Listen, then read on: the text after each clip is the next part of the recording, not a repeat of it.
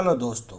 कैसे हैं आप सब। स्वागत है आपका हमारे अपने चैनल पर, जहां आपको समय समय पर मेरे द्वारा क्रॉस ड्रेसिंग कहानियां देखने को मिलती हैं। मेरी सभी क्रॉस ड्रेसर बहनों को रक्षाबंधन का त्यौहार मुबारक हो। हमारी आज की कहानी का शीर्षक है क्रॉस ड्रेसर का रक्षाबंधन पर श्रृंगार। मुझे उम्मीद है यह कहानी आपको ज़रूर पसंद आएगी।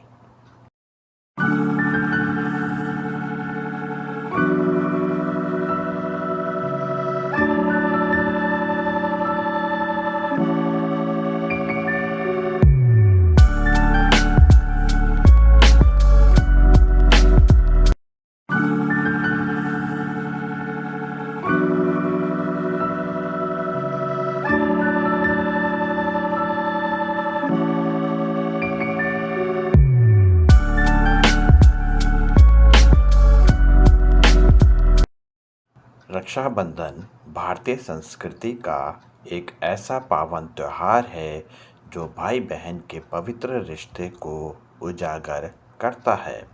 भाई बहन का रिश्ता अपने में ही मजबूत रिश्ता होता है। परिवार में भाई बहन के रिश्ते के साथ साथ समाज में मन से एक दूसरे को भाई बहन मानने वालों के लिए भी यह रिश्ता ही उतना ही महत्व रखता है। ऐसे ही अपने मन से मैंने उन्हें अपना भाई माना है और मेरी यह कहानी मेरे और मेरे भाई के रिश्ते की पवित्रता की है। मैं एक क्रॉस ड्रेसर हूँ और समाज की बनाई इस दुनिया में अपने एक रूप में मैं एक बहन का भाई हूँ, तो वहीं मेरी अपनी बनाई हुई क्रॉस ड्रेसिंग दुनिया में मुझे मेरे भाई का साथ मिला और अपनी बनाई हुई क्रॉस ड्रेसिंग दुनिया में मैं अपने भैया की प्यारी बहना हूँ, जिसे अपने भाई पर गर्व है। और मैं जानती हूँ कि जीवन के किसी भी मुश्किल भरे दौर में मुझे हमेशा अपने भाई का साथ मिलेगा। मेरी क्रॉस ड्रेसिंग दुनिया के अलावा एक और दुनिया है जो समाज की बनाई हुई है और जहाँ मैं बेमन के साथ जी रहा हूँ। उस दुनिया में मेरा नाम राकेश है और राकेश राजस्थान राज्य में रहता है। राकेश के परिवार में उसके माता पिता और एक बहन है। एक खुशहाल परिवार होने के बाद भी राकेश का उस घर में मन नहीं लगता था। इसके पीछे का कारण यह था कि राकेश, जो स्वयं को मन से माना करता था, उसके घर में उसके परिवार के सब सदस्य उसके उलट राकेश के साथ बर्ताव करते थे। राकेश अपने को मन से एक लड़की मानता था और एक लड़की की तरह अपने बाबुल के घर को सहज कर रखना चाहती थी, तो वहीं उसके पिता उसको एक मजबूत लड़के के रूप में देखना चाहते थे, जो अपने घर परिवार की जिम्मेदारी अपने मजबूत कंधों पर ले सके।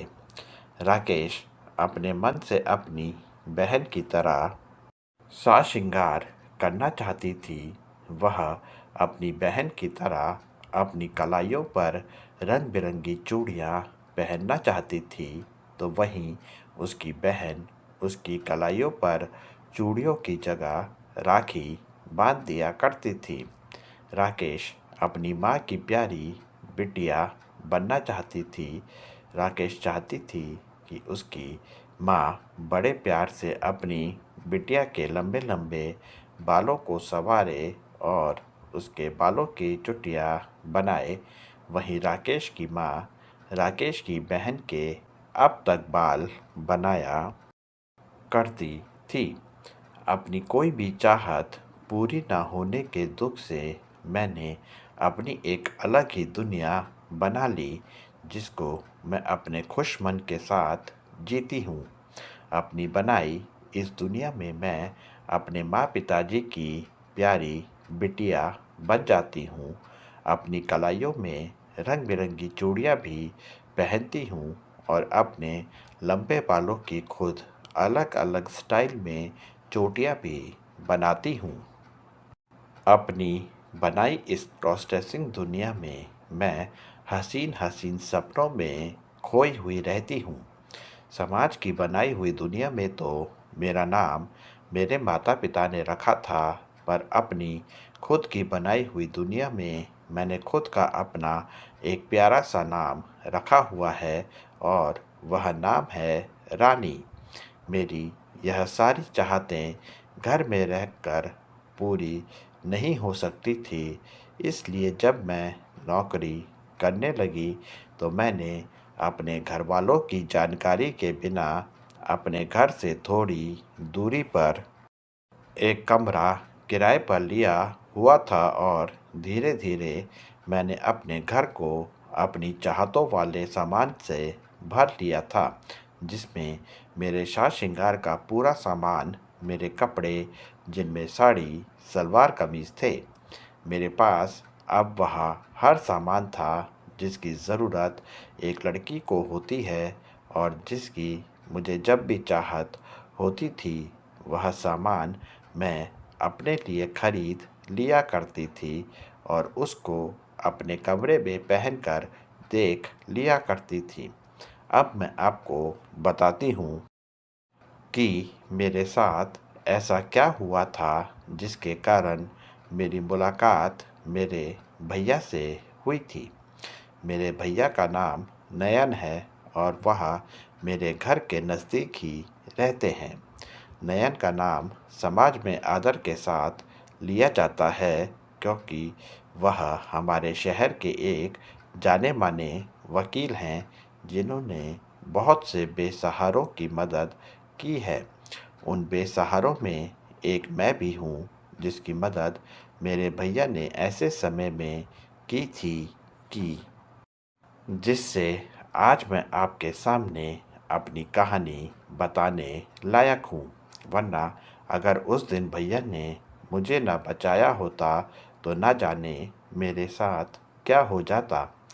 अलग कमरा लेकर मेरी क्रॉस ड्रेसिंग चाहत तो पूरी हो रही थी, पर वह चाहत सिर्फ कमरे के अंदर तक ही सीमित थी। मेरी दिल की चाहत थी कि मैं अपने क्रॉस ड्रेसिंग रूप में घर से बाहर निकलूं और इस दुनिया का सामना अपने क्रॉस ड्रेसिंग रूप में करूं। दिन में मुझे ऐसा करना ठीक नहीं लगा, इसके लिए मैंने अंधेरी रात का समय चुना। मैंने घर पर कहा कि आज मेरे ऑफिस में ज़्यादा काम है, इसलिए मैं कल सुबह आऊँगा। ऑफिस से सीधे मैं अपने कमरे में पहुँच गई और घर जाकर मैंने अपना पूरा साज श्रृंगार किया, जिसमें हाथों की चूड़ियाँ, माथे पर बिंदिया, होठों पर लिपस्टिक, पाँवों में पायलिया और इस श्रृंगार के साथ अपना नया सलवार कमीज पहना, अपने बालों में नए स्टाइल की चोटी बनाई और निकल पड़ी इस दुनिया का सामना करने को। यह मेरी पहली यात्रा थी दुनिया का सामना अपने क्रॉस ड्रेसिंग रूप के साथ करने की, इसलिए मैं भीड़ भाड़ वाली जगह से निकलकर अकेले में घूमना चाहती थी। मुझे नहीं पता था यही मेरी सबसे बड़ी गलती बन जाएगी। थोड़ी दूर जाने पर मुझे मेरे पीछे अंधेरे में कुछ अजीब सी आहट के साथ साथ परछाइयाँ दिखने लगी। मुझे अपने क्रॉस ड्रेसिंग रूप में पकड़े जाने का डर था, इसलिए मैं तेज़ी से अपने कदम बढ़ाने लगी, पर मेरे कदम के साथ साथ परछाइयों से मेरी नज़दीकियाँ बढ़ती जा रही थी और फिर अचानक से उस परछाई ने मुझे घेर लिया और मेरे सामने चार लड़के आकर खड़े हो गए। शराब के नशे में होने के कारण लड़कों से सही से खड़ा भी नहीं हुआ जा रहा था और शराब के नशे के साथ साथ एक नशा और मुझे उनकी निगाहों में अपने लिए दिख रहा था और वह नशा था वासना और हवस का। मैंने खुद को मन से हमेशा एक लड़की माना था, इसलिए मैंने बचपन से ही अपने शरीर पर विशेष ध्यान दिया था और इसी कारण से मेरा शरीर मेरी उम्र के लड़कों के जैसा न होकर बल्कि मेरी उम्र की लड़कियों जैसा पतला दुबला था। इस समय मैं जिस रूप में थी, उस रूप में कोई भी मुझे देखता तो मुझे एक क्रॉस ड्रेसर न समझते हुए एक लड़की ही समझता और यह लड़के तो नशे में चूर थे। मैंने वहाँ से भागने की कोशिश की तो चारों लड़कों ने मुझे पकड़ लिया। मैंने उनसे अकेले ही लड़ने की कोशिश की तो हमारी उस हाथापाई में मेरे नकली बाल उन लड़कों के हाथों में आ गए।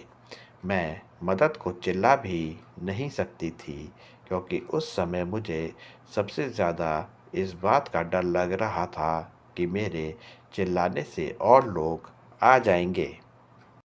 मैं लाचार थी और जब उन्हें मेरा क्रॉस ड्रेसिंग राज पता चला तो उनको मुझ पर और ज़्यादा गुस्सा आया। अब उनकी आंखों में मेरे लिए हवस, वासना के साथ साथ गुस्सा भी था। मेरे शरीर से लड़की ना होने से उनके सपने टूट गए थे और फिर शुरू हुआ उनका मुझ पर गंदे गंदे कमेंट करने का दौर। एक बोला कि बहुत शौक है इसे लड़की बनने का तो आज इसे पूरी तरह से लड़की बना देते हैं। ऐसा करके वह मुझे मारने लगे और हमारी हाथापाई में मेरे कपड़े भी बहुत जगह से फट गए थे। मेरे हाथों की कलाइयों की चूड़ियाँ टूट गई थी। मैं अपने फटे हुए कपड़ों से अपना बदन भी ढक रही थी और उन लड़कों की मार भी खा रही थी। मन से तो मैं हमेशा से ही लड़की थी, पर आज यह लड़के मेरा शरीर उसी प्रकार से नोच रहे थे जैसे यह लड़कियों के साथ दरिंदगी करते हैं। मेरा मन उन लड़कों को कोस रहा था। ऐसी स्थिति में भी मैं बार बार यही सोच रही थी कि यह कैसी दरिंदगी हमारे समाज में आ गई है। ऐसा कुकर्म करने वाले यह भी नहीं सोचते कि वह भी किसी की बहन के भाई हैं और जिस लड़की के साथ वह कुकर्म करते हैं वह भी किसी भाई की बहन है। मेरी खुशकिस्मती थी कि तभी उस सुनसान रास्ते में मुझे एक गाड़ी की आवाज़ आई। गाड़ी हमारे समीप आ रही थी और गाड़ी को देखकर लड़के डर गए थे और उन्होंने मुझे छोड़ दिया। मैंने मौके की नज़ाकत को समझा और भागकर गाड़ी के सामने आ गई। गाड़ी में जो शख्स बैठे हुए थे वह मुझे नहीं जानते थे, पर मैं उन्हें जानती थी। वह हमारे ही शहर के बड़े वकील नयन थे। मुझे इस हालत में गाड़ी के सामने आया देख वह सारी स्थिति को समझ गए और तुरंत उन्होंने अपनी गाड़ी रोकी और गाड़ी से उतरकर आए। मुझे उन लड़कों से बचाने को और अपना बचाव करने को उनके हाथ में एक लोहे का सरिया था। लड़के नशे की हालत में थे, इसलिए वह नयन के सामने ज़्यादा देर टिक नहीं पाए और वहाँ से भाग गए। नयन ने मुझे संभाला और मुझे सहारा देकर अपनी गाड़ी में बैठाया। एक भाई की तरह नयन ने मुझे सहारा दिया था। डर की वजह से मेरा गला सूख गया था, इसलिए नयन ने मुझे पीने को पानी दिया। नयन मेरा क्रॉस ड्रेसिंग राज जान चुके थे, फिर भी यह इंसान का स्वभाव ही होता है जो नयन मेरे साथ इतना सहज थे। नयन ने मुझसे मेरे इस रूप के बारे में कोई चर्चा नहीं की। नयन ने मुझसे मेरे घर का पता पूछा तो मैंने उन्हें अपने कमरे का पता बता दिया। मेरे कपड़े फटे हुए थे, जिनको ढकने के लिए नयन ने मुझे एक शॉल दिया। पूरे रास्ते मैं चुप बैठी हुई थी, वहीं नयन भी चुप थे। मुझे समझ नहीं आ रहा था कि मैं अपने को खुशकिस्मत समझूं या बदकिस्मत। आज पहली बार ही मैं अपने क्रॉस ड्रेसिंग रूप में घर से बाहर निकली थी और आज ही मेरे साथ ऐसा हादसा हो गया था। मैं सोच रही थी कि मेरी हर बहन मेरी तरह खुशकिस्मत नहीं होती, जिनकी अस्मत बचाने को नयन जैसे भाई उनकी मुसीबत के समय पर आ जाते हैं। नयन ने मुझे घर पर छोड़ा और मुझे हिम्मत दी। मुझे घर में अकेले देख नयन ने मुझे अपना नंबर दिया और मुझे कोई भी मुसीबत होने पर मेरी मदद का आश्वासन दिया। हर बहन को एक ऐसे ही भाई की ज़रूरत होती है जो उसकी रक्षा करे। आज मेरी रक्षा नयन ने मेरा भाई बनकर की थी। मैंने अपने भाई का शुक्रिया किया। मेरे साथ हुए इस हादसे के बाद आज पहला रक्षाबंधन आ रहा था। आज तक मैंने सिर्फ अपनी बहन से अपनी कलाई पर राखी बंधवाई थी। मैंने नयन भाई को फ़ोन करके राखी पर मेरे कमरे में आने को कहा। मैंने खुद बाज़ार जाकर अपने भाई के लिए राखी खरीदी। इतनी महिलाओं के बीच मैंने अपने भाई के लिए राखी पसंद की। राखी वाले दिन मैं अपने बहन से राखी बंधवाकर अपने कमरे में आ गई। यहाँ मैंने अपना साज श्रृंगार किया और एक सुंदर सी साड़ी पहनी। इसके बाद मैंने पूजा की और फिर पूजा की थाली तैयार की। नयन भाई की गाड़ी मेरे दरवाजे पर आकर रुकी और फिर मैंने और नयन भाई ने मिलकर हमारा पहला रक्षाबंधन का त्यौहार साथ में मिलकर खुशी खुशी मनाया। मैंने नयन भाई से इस पावन मौके पर एक वचन लिया कि वह जब भी मेरी तरह मुसीबत में पड़ी किसी भी लड़की को देखेंगे तो तुरंत उसकी मदद करेंगे और हर लड़की को सम्मान की नज़र से देखेंगे। नयन भाई ने मुझे यह वचन दिया। कहानी कैसी लगी दोस्तों? कहानी पर अपनी राय और कमेंट ज़रूर किया कीजिए। आपका अपना नयन भास्कर।